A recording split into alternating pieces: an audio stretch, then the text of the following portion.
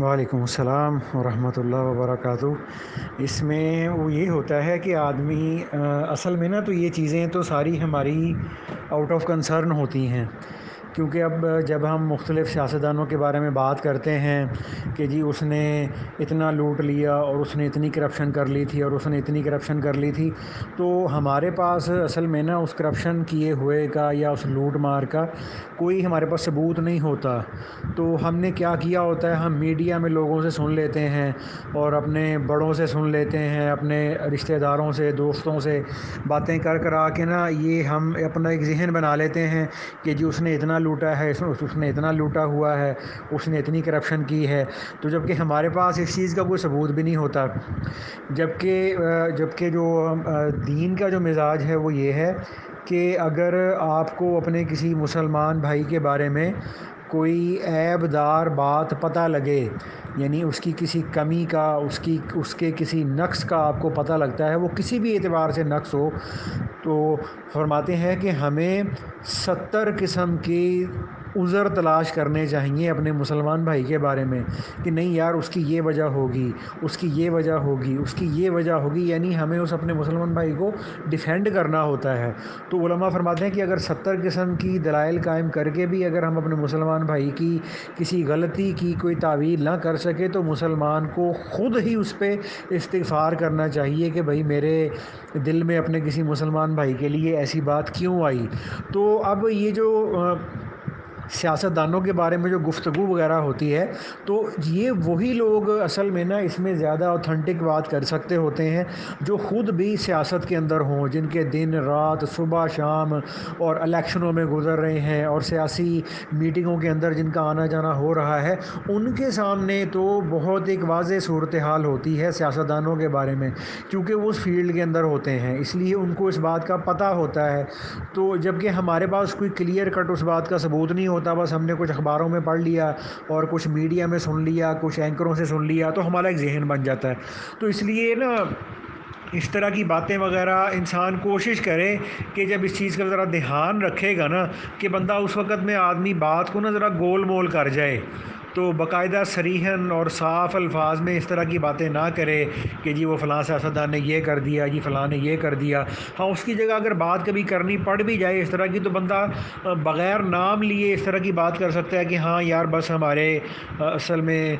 زیادہ تر جو ہے نا وہ لوگ بس ایسے ہی ہیں، تو زیادہ تر لوگ تو بس وہ اللہ کو بھولے ہی ہوئے ہیں، اور زیادہ تر لوگ تو بس اپنے مفادات کو سامنے رکھ کے چلتے ہیں۔ تو اس طرح سے آدمی غیبت سے بچ جاتا ہے اور کسی کی نشاندہی بھی نہیں ہوتی۔ لیکن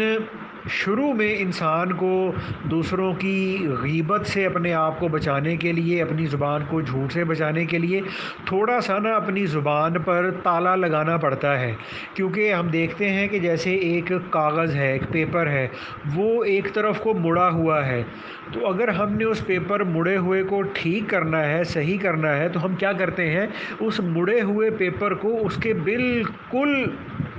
جو ہے نا وہ 180 ڈگری کے الٹ موڑ دیتے ہیں۔ یعنی اگر وہ دائیں طرف کو مڑا ہوا ہے، رائٹ سائڈ پہ مڑا ہوا ہے، تو ہم اس کو سیدھا کرنے کے لیے اس کے بالکل 100% اپوزٹ طرف کو اس کو موڑ دیتے ہیں، تو پھر وہ کاغذ کا جو کونا ہے نا وہ سیدھا ہوتا ہے۔ تو اسی طرح سے ہماری زبان سے غیبت کا نکلنا یہ کنٹرول ہونے لگے، ہماری زبان سے کسی مسلمان کے لیے چغلی اور کسی مسلمان کے لیے جھوٹ بولنا ہماری زبان سے نکلنا، یہ ساری چیزیں کنٹرول ہو جائیں، اس کے لیے ہمیں ابتدا میں نا کچھ عرصہ اپنی زبان پر تالا لگانا پڑتا ہے۔ تو تالا لگانے سے مراد یہ ہوتی ہے کہ اس میں آدمی یہ اس طرح کی سیاستدانوں کی بحثیں اور ملکی حالات کے تبصرے، حالانکہ ان حالات پہ تبصرے کرنے سے اور سیاستدانوں کی باتیں کرنے سے ہمیں حاصل کچھ بھی نہیں ہوتا۔ تو یا تو ہونا کہ ہم نے ان سیاستدانوں کے بارے میں کوئی تبصرے کیے، کوئی کمنٹس دیے اور کوئی زوردار لمبی چوڑی بحث کی، تو اس کی وجہ سے وہ ملک کو بھلا ہو گیا، تو کچھ بھی نہیں ہوتا۔ تو اس لیے ہماری ان بحثوں کا فائدہ کوئی نہیں ہوتا، اور الٹا جو ہے نا وہ اگر ہم نے بالفرض یہ کہہ بھی دیا کہ جی فلاں سیاستدان ہے یا فلاں آدمی ہے، اس نے تو اتنا جو ہے وہ بے ایمانی کی ہے، اتنی کرپشن کی ہے، اتنا لوٹا ہے، اتنے ظلم کیے ہیں، تو وہ اس نے کیے ہیں ایک مثال کے طور پہ، وہ اس کا اپنے اللہ کے ساتھ معاملہ ہے، اور ایک میرا اپنے اللہ کے ساتھ معاملہ ہے اپنے ایک مسلمان بھائی کے بارے میں، کہ میں نے اپنے مسلمان بھائی کی غیبت نہیں کرنی، اس پہ طنز نہیں کرنا اور اس کو جو ہے وہ تنقید کا نشانہ نہیں بنانا. وہ جو بھی کرتا ہے اس کا اپنے اللہ کے ساتھ معاملہ ہے، لیکن حقوق العباد کے ہونے کے اعتبار سے ہمارا ایک معاملہ اس مسلمان کے ساتھ بھی متعلق ہے. تو اور دوسری بات اس میں یہ ہوتی ہے کہ جو اکثر ہمارے نا سامنے نہیں آ پاتی کہ غیبت کی جو ایک شکل ہے وہ حقوق اللہ میں شامل ہے اور غیبت کی دوسری شکل حقوق العباد میں شامل ہے. اس کا مطلب یہ ہوتا ہے کہ اب اس بات کو ذرا نا آپ نوٹ کرنا. اس کا مطلب یہ ہوتا ہے کہ اب مثال کے طور پہ آپ اور میں بیٹھے ہوئے تھے، تو ہم نے ایک مثال کے طور پہ کسی تھرڈ پرسن، یعنی آپ سمجھ لیں کہ آپ کے دوست ہی اسماعیل بھائی ہیں، ہم نے ان کے بارے میں بیٹھ کے نا الٹی سیدھی باتیں کی کہ وہ ایسی باتیں تھیں کہ جب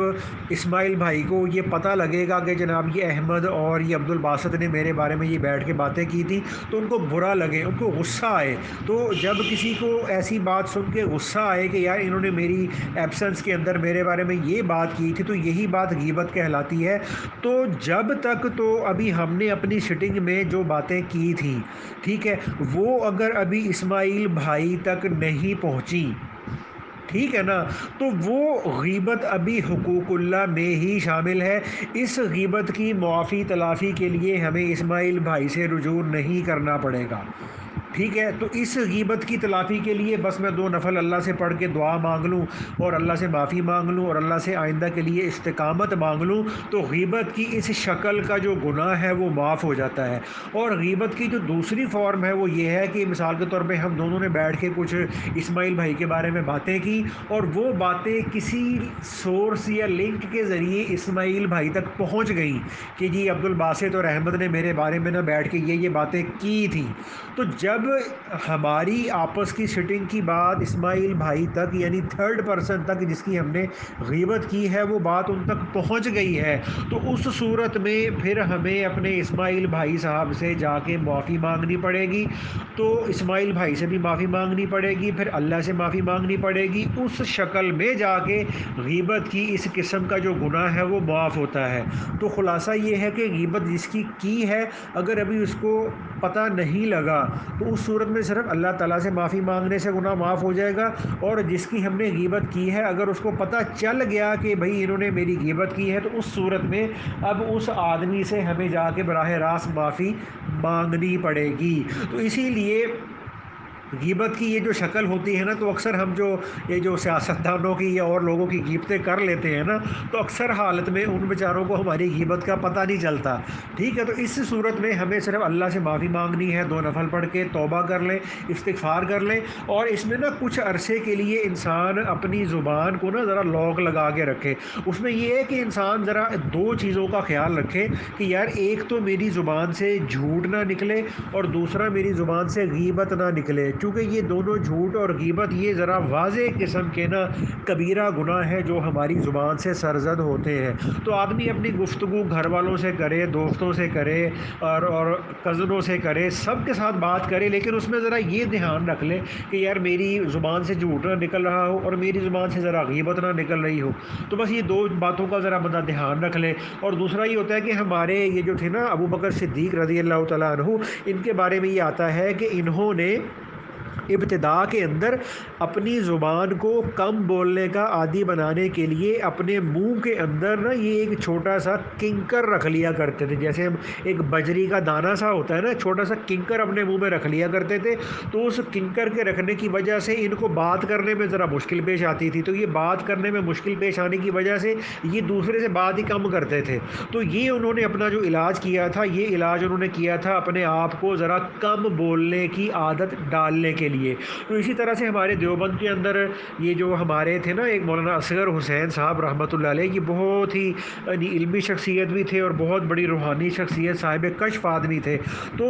ان کے شاگرد تھے مفتی محمد شفیع صاحب رحمۃ اللہ علیہ، جو تقی عثمانی صاحب وغیرہ حضرات کے والد ہیں. تو تقی عثمانی صاحب، یہ ہمارے مفتی شفیع صاحب رحمۃ اللہ علیہ فرماتے تھے کہ میں مولانا اصغر حسین صاحب کے پاس نا بہت کثرت سے جایا کرتا تھا. ان سے مجھے بہت کچھ سیکھنے کو ملتا تھا، معاملات کی باتیں، معاشرت کی باتیں، اخلاق کی باتیں، عبادات کی باتیں، بہت سارا کہتے ہیں میری ان سے اصلاح ہوا کرتی تھی. تو مفتی شفیع صاحب رحمۃ اللہ علیہ نے فرمایا کہ ایک بار میں اپنے استاد مولانا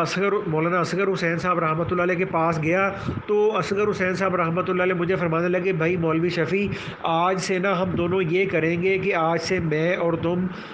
عربی زبان میں بات کیا کریں گے۔ تو مفتی شفیع صاحب رحمۃ اللہ علیہ کہنے لگے کہ حضرت یہ مطلب اس کی کیا وجہ بنی کہ جی آپ نے آج یہ بات کہی ہے کہ جی آج سے ہم عربی میں بات کیا کریں گے؟ تو کہنے لگے میرے استاد مولانا اصغر حسین صاحب رحمۃ اللہ علیہ نے فرمایا کہ بھائی دیکھو اس کی وجہ یہ ہے کہ عربی نہ تو تم فلوئنٹلی بول سکتے ہو نہ میں اس کو فلوئنٹلی بول سکتا ہوں، تو جب ہم دونوں آپس میں جب بھی بات کریں گے عربک میں کریں گے تو ہمیں رک رک کے بولنا پڑے گا۔ ہماری یہ جو آپس میں بیٹھ کر بہت زیادہ گپیں لگانے کی عادت ہے، بہت زیادہ ہنسی مذاق کرنے کی، بہت زیادہ ادھر ادھر کی باتیں کرنے کی جو عادت ہے نا، یہ جب ہم عربی زبان میں بات کریں گے تو یہ عادت ہماری زیادہ باتیں کرنے کی کم ہو جائے گی، تو جس کی وجہ سے ہم ادھر ادھر کی جو انسان جو ہے وہ کوئی کمی کوتاہی اس کی زبان سے ہو جاتی ہے، اس سے یہ رک جاتا ہے۔ ٹھیک ہے نا بھائی؟ تو اس لیے کوشش بندہ بس یہ کرے کہ ہماری زبان سے غیبت اور ذرا جھوٹ پہ نا بندہ ذرا اس پہ ذرا نا اپنا فوکس رکھے کہ یار یہ میری زبان سے نہ نکلے۔ اور دوسرا غیبت کی معافی کے لیے جو میں نے آپ کو ابھی 2 صورتیں بتائی ہیں نا، ان کو ذہن میں رکھیں۔ اور ابتدا کے اندر جو ہمارے حضرات تھے نا، کیونکہ ابھی آپ جب ہمارے سلسلے کی جب یہ جو تصوف کی کتابیں ہیں تو اس کے اندر ہمارے حضرات کے تذکروں میں نا اکثر یہ بات آتی ہے کہ ہمارے جو حضرات تھے وہ وقوف قلبی کی طرف اور لطیفہ قلب کے ذکر کی طرف، یا ان کو جو بھی ذکر کا سبق ملا ہوا ہوتا تھا وہ اس کی طرف اتنی کثرت کرتے تھے، اس ذکر کی طرف اتنا متوجہ رہتے تھے، اتنا متوجہ رہتے تھے کہ ان کا پھر بولنے کو دل ہی نہیں کیا کرتا تھا۔ تو اس لیے جتنا یہ جو ہمارے سلسلے میں جو وقوف قلبی کی جو پریکٹس ہے یہ اسی لیے ہوتی ہے کہ ہم نے نہ کوئی ماضی کی بات سوچنی ہے نہ مستقبل کی بات سوچنی ہے، بس اپنے دل کی سوچ اور خیال یہ رکھنا ہے کہ میرا دل اللہ اللہ کر رہا ہے۔ ٹھیک ہے نا بھائی؟ تو اس لیے اس کی یہ مین وجہ ہوتی ہے کہ ہم اپنے آپ کو ذکر میں رکھیں، بس جتنا ذکر کی کثرت کریں گے تو اتنا ہی ہماری زبان سے یہ فضولیات کی جو ہے نا وہ کمی ہونی شروع ہو جائے گی، اور پھر یہ نہیں ہوتا کہ اب ہم نے ساری زندگی جو ہے وہ کم بولنا ہے اور بس منہ کو تالا لگا کے بیٹھے رہنا ہے، بلکہ یہ تھوڑا سا ابتدا کے اندر یہ چیزیں ہوتی ہیں کہ چونکہ ہمارے دل کے اندر ابھی غفلت ہوتی ہے، تو دل کے اندر سے ہمارے ابھی غفلت نہیں ختم ہوئی ہوتی، تو اس دل کی غفلت کی وجہ سے ہماری زبان سے گناہ ہوتا ہے، آنکھ سے گناہ ہوتا ہے، کان سے گناہ ہوتا ہے، دماغ سے گناہ ہوتا ہے، جسم کے سارے اعضاء سے گناہ ہوتا ہے۔ تو اس لیے جب ہم اپنے دل کو مستقل اللہ کی طرف کو متوجہ رکھیں گے تو اس کی برکت سے انشاءاللہ تعالی جب ہمارے دل کے اندر نور آئے گا تو اس نور کے دل میں آنے کی وجہ سے ہمارا جو لطیفہ قلب ہے اس کے اندر قوت پیدا ہوگی، اور اس لطیفہ قلب کے اندر قوت آنے کی وجہ سے انشاءاللہ تعالی ہمارے جسم کے جتنے اعضاء ہیں یہ اللہ کے فضل سے گناہوں سے بچنا شروع ہو جائیں گے۔